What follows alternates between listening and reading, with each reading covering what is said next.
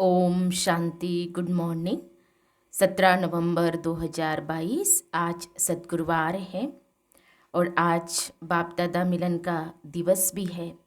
सभी मीठे प्यारे भाई बहनों को बाप दादा मिलन की हार्दिक शुभकामनाएं। तो आज सारा दिन बाप दादा से मिलन भी मनाएंगे, शाम को भी अव्यक्त मिलन सभी मनाएंगे। आज प्यारे बाबा ने मुरली के अंदर कहा है कि बच्चे, जो तुम्हें बाबा शब्द तुम जब कहते हो और उसमें भी मेरा बाबा, मीठा बाबा, प्यारा बाबा, तो बहुत नज़दीक की फीलिंग आती है और उसमें बहुत सुख फील होता है। भक्तों को भगवान कहने से वो सुख फील नहीं होता, क्योंकि बाबा शब्द और भगवान इसमें बहुत अंतर है। और फिर प्यारे बाबा ने कहा है, लौकिक बच्चों की भावना में और तुम अलौकिक बच्चों की भावना में बहुत डिफरेंस है। लौकिक बच्चों की यही भावना होती है कि अगर बाप की बहुत सारी प्रॉपर्टी है तो ये भावना उनकी होती है कि कब बाप मरे और हमें प्रॉपर्टी मिले। और यह तो पारलौकिक पिता है, अशरीरी है, इनको तो शरीर भी नहीं है। और बाबा हमको अविनाशी वर्षा देते हैं और इसीलिए अलौकिक बच्चों की भावना और लौकिक भावना में बहुत रात दिन का फर्क है। अभी हम सुनते हैं प्यारे बाबा के मधुर महावाक्य, ईश्वरीय महावाक्य अर्थात मीठी मुरली। आज बाबा कहते हैं, मीठे बच्चे, तुम्हें जितना बाबा कहने से सुख फील होता है उतना भक्तों को भगवान व ईश्वर कहने से नहीं फील हो सकता। आज की मुरली में प्रश्न है, लोभ के वश लौकिक बच्चों की भावना क्या होती जो तुम्हारी नहीं हो सकती? उत्तर है, लौकिक बच्चे जो लोभी होते वह सोचते हैं कि कब बाप मरे तो प्रॉपर्टी के हम मालिक बने। तुम बच्चे बेहद के बाप के प्रति ऐसा कभी सोच ही नहीं सकते, क्योंकि बाप तो है ही अशरीरी। यहाँ तुमको अविनाशी बाप से अविनाशी वर्षा मिलता है। मुरली में गीत बजा है, मुखड़ा देख ले प्राणी दर्पण में। ओम शांति, ओम शांति।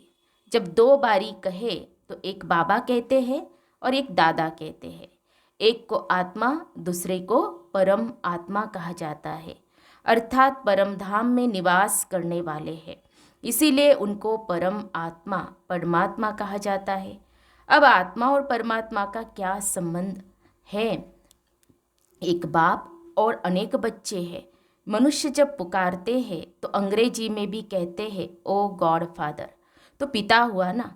सिर्फ परमात्मा व प्रभु, ईश्वर आदि कहने से इतना मजा नहीं आता। बाप कहने से सुख मिलता है। पारलौकिक बाप है ही सुख देने वाला, तब तो भक्ति मार्ग में इतना याद करते हैं। गॉड फादर अर्थात वह हमारा पिता है। यह भी कहते हैं हम सब ब्रदर से, ब्रदरहुड कहते हैं। यह भारतवासी जब कहते हैं हम सब भाई भाई है, तो आत्मा की तरफ ध्यान नहीं जाता, देह अभिमान में चले जाते हैं। यह समझते नहीं कि हम आत्माएं आपस में भाई भाई है, हम सबका बाप एक है। अगर परमात्मा सर्वव्यापी होता तो भाई भाई नहीं कहते, आत्मा ही समझकर भाई भाई कहते हैं। अभी तुम बच्चे बाप के सम्मुख बैठे हो और बाप तुमको पढ़ाते हैं। अब आत्मा कहती है हमको बाप मिला है। बाप मिला गोया सब कुछ मिला। बाप द्वारा वर्षा मिलता है। बच्चा पैदा हुआ और समझते हैं वारिस आया। बाबा कहने से ही बच्चे का वारिसपना सिद्ध हो जाता है। अक्सर करके बच्चियाँ माँ माँ कहती है, माँ तरफ जास्ती लव रहता है। बच्चा होगा तो बा बा कहता रहेगा। बच्चे का बाप की तरफ लव जाता है। माँ से वर्षा नहीं मिल सकता, बाप से वर्षा मिलता है। अब यहाँ तो तुम सब आत्माएं भाई भाई हो, तुम हर एक बाप से वर्षा ले रहे हो। बाप की श्रीमत है हर एक अपने को बाप का बच्चा समझ और सबको बाप का परिचय देते रहे और सृष्टि चक्र का राज भी समझाए। बाप से ही स्वर्ग का वर्षा मिलता है। बेहद का बाप कहते हैं, तुम स्वर्गवासी थे, फिर तुम नरकवासी कैसे बने, 84 जन्मों का चक्र कैसे लगाया, यह है डिटेल की बातें। बाकी बाप ने पहचान तो दी है और बाप से जरूर सत्युग का वर्षा मिलेगा। अच्छा, किसको मिला हुआ है? यह लक्ष्मी नारायण के चित्र खड़े हैं। इन्हों को बाप का वर्षा मिला था, फिर कहा गया। यह है चक्र की बात। तुमको अभी सत्युग का वर्षा मिलता है, फिर पुनर्जन्म लेते लेते 84 जन्म तो भोगने ही है। अब तुमको नंबरवार पुरुषार्थ अनुसार 84 का चक्र बुद्धि में है और यह भी निश्चय है कि हमारा अंतिम जन्म है। 84 जन्मों का चक्र लगाकर पूरा किया है। अब तुम जाएंगे तो तुम्हारे पीछे सब चले जाएंगे। तुम बच्चे तो बाप से अपना वर्षा पा चुके हो, राजयोग सीख चुके हो, तो तुम जानते हो हम फिर नई दुनिया में राज्य करने आएंगे। फिर यह सब इतने धर्म वहाँ होंगे नहीं, सब वापस चले जाएंगे। फिर पहले पहले हमको यानी डिटिज्म को आना है। हम शूद्र कुल के थे, अब ब्राह्मण कुल के बने हैं। फिर सूर्यवंशी चंद्रवंशी कुल के बनेंगे। हम ब्राह्मण कुल, सूर्यवंशी कुल और चंद्रवंशी कुल के तीनों वर्षे एक ही बाप से ले रहे हैं। सत्युग त्रेता में कोई धर्म स्थापन करने आता ही नहीं है। भारत का एक ही धर्म रहता है। पीछे बाहर वाले इस्लामी, बौद्धी आदि आते हैं। भारत बहुत प्राचीन देश है। पहले देवी देवताएं ही थे, अभी और धर्मों में कन्वर्ट हो गए हैं। कितनी भिन्न भिन्न भाषाएं हैं। जैसे यूरोपियन है तो अमेरिका की भाषा अलग, फ्रांस की अलग है, तो सब क्रिश्चियन लोग। वैसे चीन की देखो, एक ही बौद्ध धर्म के हैं, परंतु चीन की भाषा और जापान की भाषा और है। तो सब बौद्ध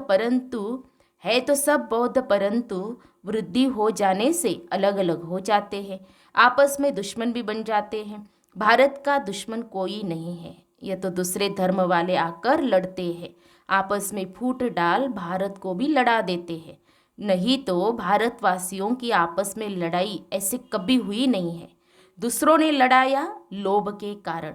यह भी खेल है। भारतवासी यह भी भूल गए हैं कि हम ही विश्व के मालिक थे। हमको बाप ने राज्य दिया था। सत्युग में यह नॉलेज रहती नहीं, यह राज्य हमने कैसे पाया। अभी तुम जानते हो हम यह राज्य कैसे पा रहे हैं। यह बाप बेड समझाते हैं, है भी बहुत सहज, परंतु मनुष्यों की बुद्धि को ऐसा ताला लगा हुआ है जो यह नहीं जानते कि इन लक्ष्मी नारायण को राज्य किसने और कब दिया। इन्हों के बच्चे कितने हुए कुछ नहीं जानते। सत्युग में लक्ष्मी नारायण का राज्य था। सत्युग की आयु कितनी है, कह देते लाखों वर्ष। फिर लाखों वर्ष में गद्दियाँ कितनी हुई, वृद्धि कितनी हुई होगी, कितने महाराजा महारानी होंगे। लाखों वर्ष में तो अनगिनत हो जाए। लाखों वर्ष सत्युग के, फिर त्रेता के लाखों वर्ष, कलयुग के भी अभी 40,000 वर्ष और कह देते हैं। इन बातों में किसकी बुद्धि नहीं चलती। इतनी लंबी आयु दे दी है। क्रिएटर, डायरेक्टर, समय आदि सबका मालूम होना चाहिए, परंतु किसको भी पता नहीं है। कहते हैं क्राइस्ट से 3000 वर्ष पहले भारत स्वर्ग था, गॉड गॉडेज का राज्य था। कितना वर्ष चला, कैसे चला, यह कुछ भी जानते नहीं। अगर राधे कृष्ण सत्युग के प्रिंस प्रिंसेज है तो उन्होंने भी कोई द्वारा पद पाया होगा। अगर श्री कृष्ण ने गीता सुनाई तो कब, यह सब बातें बाप ही समझाते हैं। स्कूल में पहले अल्फ बे पढ़ाया जाता है, फिर धीरे धीरे बड़ा इम्तिहान पास करते हैं। तो अल्फ बे की पढ़ाई और पिछाड़ी की पढ़ाई में कितना फर्क होगा। यहाँ भी ऐसे है, जितना पहले समझाते थे उससे सहज अभी समझाते हैं, उससे जास्ती आगे समझाएंगे। कोई नया आता है तो पहले उनसे फॉर्म भराया जाता है, फिर समझाते हैं परम पिता परमात्मा के साथ आपका क्या संबंध है। जरूर सबका बाप हुआ ना। इन बातों को समझने वाले ही समझते हैं। जब तक हड्डी निश्चय हो कि बेहद के बाप से वर्षा लेना है, बाप स्वर्ग रचते हैं तो जरूर स्वर्ग का वर्षा देंगे। यह उन्हों की बुद्धि में बैठेगा जिन्होंने कल्प पहले निश्चय किया होगा। तुम देखते हो कई बच्चे सवेरे उठ नहीं सकते, 10-15 वर्ष मेहनत करते आए हैं तो भी समय पर उठ नहीं सकते। कम से कम 3-4 बजे उठो। भक्त लोग भी सवेरे उठकर ध्यान करते हैं, जाप करते हैं हनुमान का, शिव का, परंतु उनसे कोई फायदा नहीं। भल करके कोई के लक्षण अच्छे होते हैं, परंतु उनसे कोई को मुक्ति, जीवन मुक्ति नहीं मिल सकती है। उतरती कला होती है। लक्ष्मी नारायण जो सतयुग में राज्य करते थे, वह भी दूसरे तीसरे जन्म में नीचे आते जाते हैं। उतरती कला होती जाती है।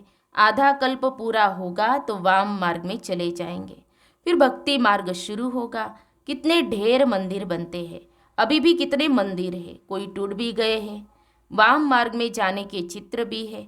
ड्रेस देवताओं की पड़ी है। वास्तव में ड्रेस उन्हों की अलग थी, पीछे बदलती आई है। कोई की पाग कैसी, कोई की कैसी, कोई का ताज कैसा, अलग अलग ताज पहनने का भी अलग अलग नमूना होता है। सूर्यवंशी राजाएं जो है, उनकी पहरवाइश अपनी अपनी होती है। यह फलाने की पगड़ी है। बाबा ने साक्षात्कार भी किया है। द्वारिकाधीश की टेढ़ी पगड़ी थी। यह सब ड्रामा आदि से अंत तक जो कुछ हो रहा है वह फिर भी ऐसे ही होगा। फिर वाम मार्ग में जाएंगे, सबका मतभेद हो जाएगा, रस्म रिवाज अलग हो जाएगा। सूर्यवंशी अलग, चंद्रवंशियों का अलग। यह बना बनाया खेल है जो फिर रिपीट होना है। तुम जानते हो, हम बेहद के बाप से फिर से गति सदगति को पाते हैं। पुरानी दुनिया का विनाश होना है। बेहद का बाप राजयोग सिखला रहे हैं। यह दुनिया नहीं जानती कि राजयोग सिखाते हैं। तुम बच्चे अच्छी रीति जानते हो और तुम्हारा बाप से लव है। सबका एक जैसा तो हो नहीं सकता। अज्ञान में भी सबका एक जैसा लव नहीं होता। कोई लोभवश कहते हैं बाप मरे तो प्रॉपर्टी मिले। यह शिव बाबा का शरीर तो है नहीं। बाबा तो अविनाशी है। ये शरीर लोन पर लिया है। तुम जानते हो, हमने पूरे 84 जन्म लिए हैं। बाबा तो पुनर्जन्म नहीं लेते, इस शरीर में प्रवेश कराते हैं। नहीं तो क्या लक्ष्मी नारायण के तन में आए? वह तो है ही पावन दुनिया के मालिक। यह तो है ही पतित दुनिया, पतित शरीर, क्योंकि विष से पैदा होते हैं। बाबा कल्प पहले मुआफी कहते हैं, मैं साधारण तन में प्रवेश करता हूँ, मुझे जरूर अनुभवी रथ चाहिए। कोई अच्छे एक्टर होते हैं तो उनको अच्छा इनाम मिलता है। यह भी बाबा का रथ गाया हुआ है। ब्रह्मा द्वारा स्थापना, ब्रह्मा को बूढ़ा भी दिखाते हैं। प्रजापिता ब्रह्मा, विष्णु और शंकर का रूप ही अलग है। ब्रह्मा का रूप बिल्कुल ठीक है। बाप ने ही इनका नाम रखा है प्रजापिता ब्रह्मा। इसने पूरे 84 जन्म लिए हैं। तुम भी कहेंगे हम सब ने पूरे 84 जन्म लिए हैं, तब पहले पहले बाप से मिले हैं। हमारी राजाई फिर से स्थापन हो रही है। समझाना भी पड़ता है। हे परमपिता परमात्मा, हे भगवान, तो भगवान जरूर बाप को समझना चाहिए, परंतु मनुष्यों की समझ में नहीं आता है कि सभी आत्माओं का बाप निराकार है, पिता है। तब तो भक्ति मार्ग में सब याद करते हैं। आत्माओं को सुख मिला था तब दुख में याद करते हैं। तुम भी आधा कल्प बाप को याद करते आए हो। शुरू शुरू में ही सोमनाथ का मंदिर बनता है तो जरूर बाप को ही याद करेंगे। जानते हैं यह बाप का मंदिर है, बाप ने ही वर्षा दिया है, तो पहले पहले मंदिर भी बाप का बना है। तुम अभी बाप के वारिस बने हो। बाप विश्व का रचयिता है, उनसे ही वर्षा मिलता है। बाकी जो भी है उन्होंने क्या किया, हम उनकी पूजा क्यों करते हैं? 84 जन्म वह लेते हैं, परंतु भक्ति भी बेबिचारी होनी ही है। आधा कल्प के लिए सामग्री चाहिए। सत्युग त्रेता में सामग्री की दरकार नहीं होती। यह सब बुद्धि में धारण करना है। वास्तव में कुछ भी लिखने की दरकार नहीं है।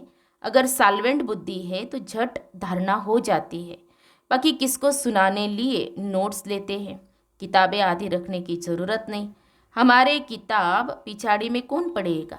औरों के शास्त्र तो पिछाड़ी में चले आते हैं, पढ़ने वाले हैं। तुमको तो पढ़ना ही नहीं है, प्रारब्ध मिल गई। आधा कल्प तो शास्त्र आदि की कोई बात नहीं। यह ज्ञान प्रायलोप हो जाता है, शास्त्र सब खत्म हो जाते हैं। पहले ही सबको यह समझाओ कि तुमको 2 बाप है, जिस्मानी बाप तो है, वह भी उस बाप को याद करते हैं। गाया जाता है, दुख में सिमरण सब करे, सुख में करे न कोई। यह भारत की बात है। बाप भी भारत में आते हैं, शिव जयंती आती है। तुम कहेंगे हम अपने बाप का फलाना जन्म मना रहे हैं, पर पूछे ब्रह्मा कुमारिया है तो जरूर बाप आया होगा। यह है शिव का ज्ञान यज्ञ, तो ब्राह्मण जरूर चाहिए। ब्रह्मा कहाँ से आया? ब्रह्मा को एडॉप्ट किया, फिर बच्चे पैदा होते हैं तो भी इनके मुख कमल से रचते हैं। तो पहले सबको बाप का परिचय देना है। अच्छा, मीठे मीठे सिखिल दे बच्चों प्रति माता पिता बाप दादा का याद प्यार और गुड मॉर्निंग। रूहानी बाप की रूहानी बच्चों को नमस्ते। हम रूहानी बच्चों की रूहानी बाप दादा को याद प्यार और नमस्ते नमस्ते। ओम शांति ओम शांति ओम शांति। गुड मॉर्निंग बाबा, शुक्रिया बाबा, थैंक्स बाबा, पद्मा पदम शुक्रिया बाबा आपका। फिर ये धारणा के लिए मुख्य सार, आज की मुरली का सार 2 पॉइंट में। पहली पॉइंट, सवेरे सवेरे उठकर बाप को प्यार से याद करने की आदत पक्की डालनी है। कम से कम 3-4 बजे जरूर उठना है। दूसरी पॉइंट, बेहद बाप से सच्चा लव रखना है। श्रीमत पर चल पूरा वर्षा लेना है। प्यारे बाबा का वरदान है, कंपेनियन के साथ द्वारा सदा मनोरंजन का अनुभव करने वाले कंबाइंड रूपधारी भव। कंपेनियन के साथ द्वारा सदा मनोरंजन का अनुभव करने वाले कंबाइंड रूपधारी भव। जब भी अकेलेपन का अनुभव हो तो उस समय बिंदु रूप को याद नहीं करो, वो मुश्किल होगा, उससे बोर हो जाएंगे। उस समय अपने रमणीक अनुभवों की कहानी को स्मृति में लाओ। अपने स्वमान की प्राप्तियों की लिस्ट सामने लाओ। सिर्फ दिमाग से याद नहीं करो, लेकिन दिल से कंपेनियन के साथ कंबाइंडपन, सर्व संबंधों के स्नेह का रस अनुभव करो। यही मन मना भव है और यह मन मना भव होना ही मनोरंजन है। स्लोगन, बाप की श्रीमत प्रमाण जी हाजिर करते रहो तो सर्व शक्तियों का अधिकार मिल जाएगा। बाप की श्रीमत प्रमाण जी हाजिर करते रहो तो सर्व शक्तियों का अधिकार मिल जाएगा।